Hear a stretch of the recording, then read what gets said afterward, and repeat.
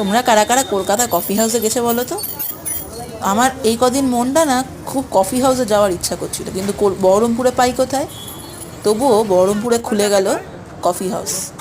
আজকে এখানে প্রচুর ভিড় হয়েছিল, কোনো টেবিল প্রায় খালিই ছিল না।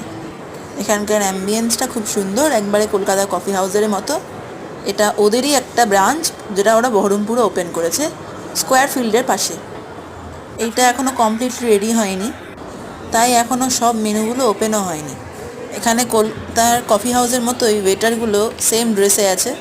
এটাই বোধহয় ওদের স্কুল ড্রেসের মতো হোটেল ড্রেস।